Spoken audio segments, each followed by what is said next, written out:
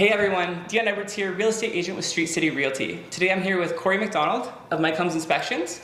I've been really looking forward to this interview because Kory has been leading the way and changing the way home inspectors are viewed. Thanks for being here today, Kory. Glad to be here. Kory, can you describe the business of home inspections to us? Yeah, I mean, people's perception is that home inspections are only needed when you're buying a house. That's something we'd like to change. Obviously, that's a bulk of the business. People do need that, and that's important. However, Mike Holmes has always, through his television shows and his, his work as a contractor, tried to encourage homeowners to ensure that their home is, healthy, safe, and efficient and well maintained while they live in it. So no time more than the present market conditions have illustrated that it does go beyond buyers situations, and a lot of that can be taking place while you live in the house, and then someday down the road when you go to sell it, you'll have a lot of good valuable information with Mike Holmes's name and brand, which is industry leading and definitely trusted through the success of his television shows. Awesome. So through those reports you show what's good and bad too, right? It's not just negatives. So exactly. There's a lot of positives. Exactly. A lot of good information in the reports just about the types of systems and components that are present. Awesome. And how did you get started in home inspections? Well, I worked in contracting for my father-in-law, ex-father-in-law, and had always grown up with a hammer in my hand. My dad had bought and sold some houses and had some rentals over the years. So, I was a territory sales rep for a industrial coatings and linings company and thought I'd like to own my own business. I went through a franchise locating service, if you want to call it that, and put in my information, my education, training, experience, my goals, my interests, and from that, home inspections came out, among a couple other things, and I pursued it from there. Awesome. Yeah. Very cool.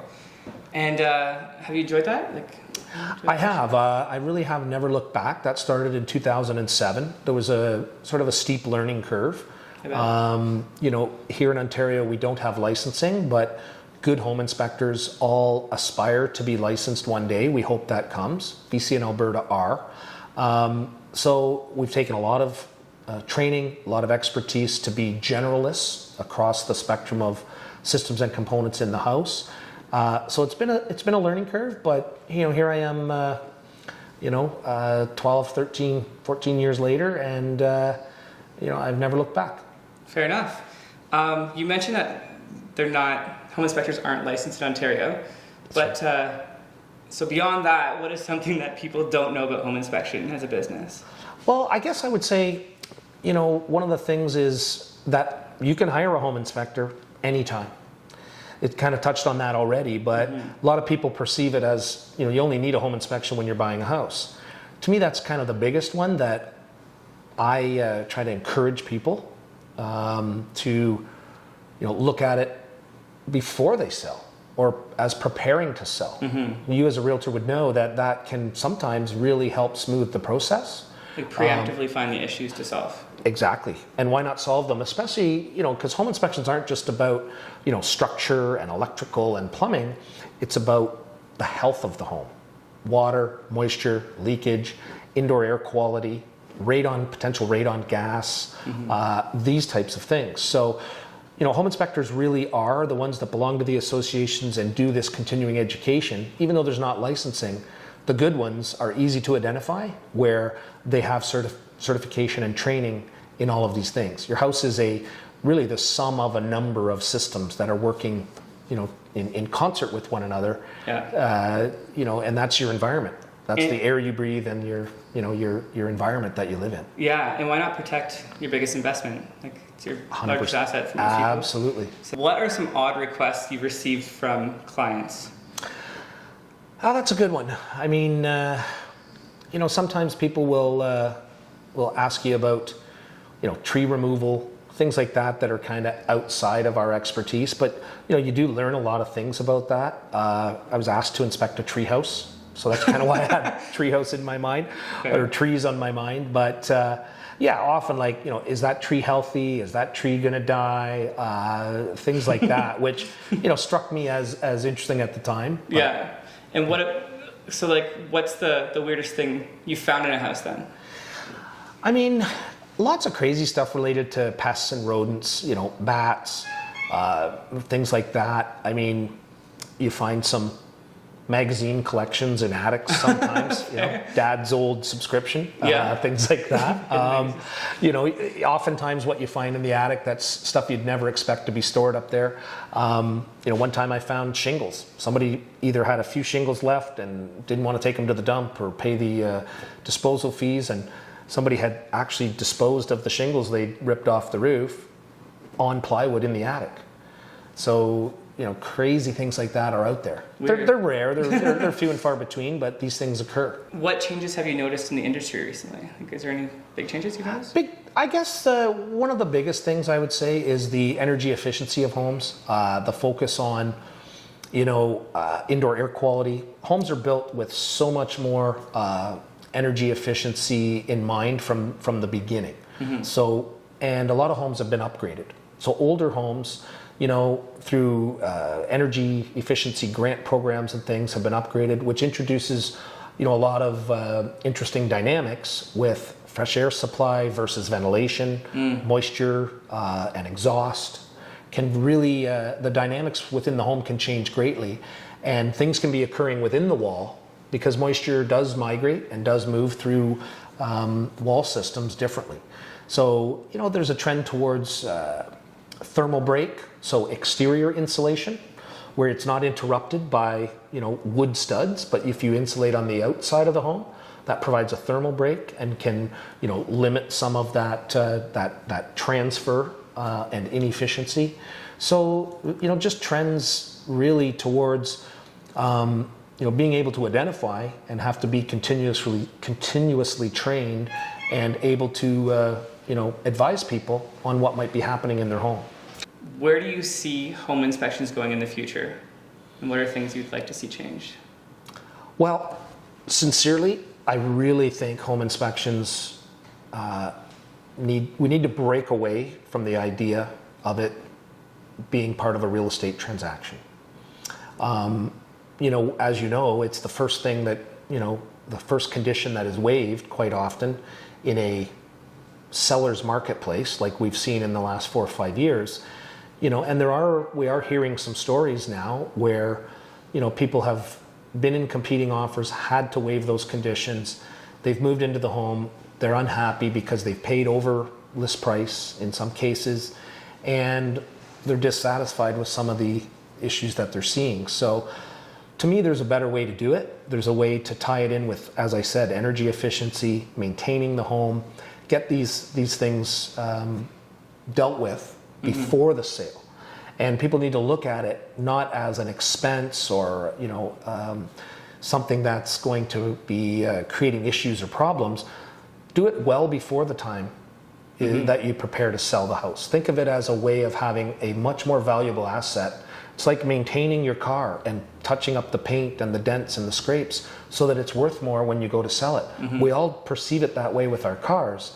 I think we need to kind of think of our homes more along those lines. And know your issues, know what needs to be done, and if you do them or not, just be aware. Absolutely. And a home inspection is an easy way, a great way to do that.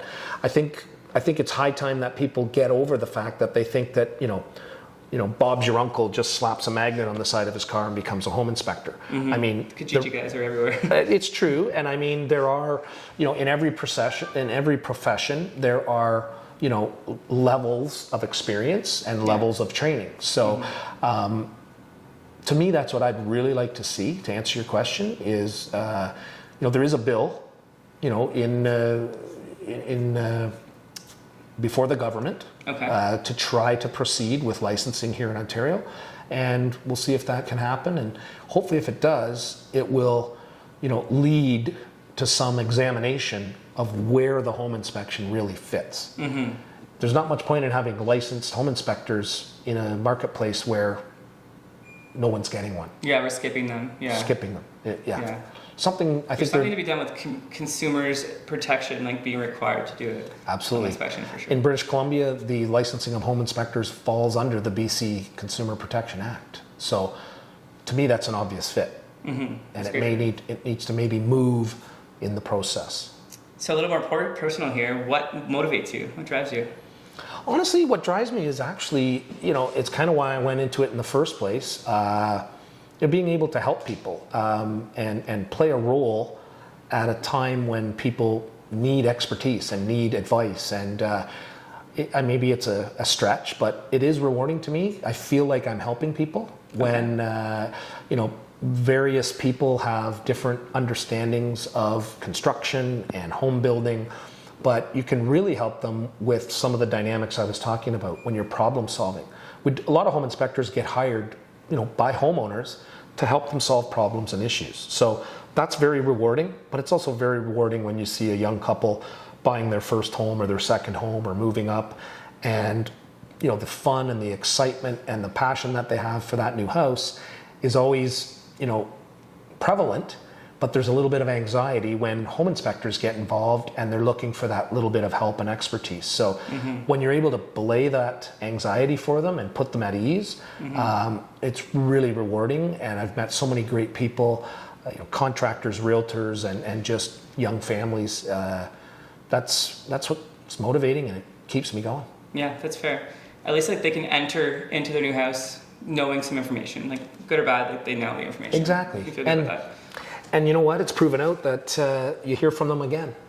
They buy another home, or they have friends or relatives, and they call with a question. It's not always about a full-blown home inspection, but you build relationships with these folks. And I get a lot of phone calls just driving down the road, and you're able to answer some quick little issues that they might be looking for help with. So yeah, it's all part of it. Fair.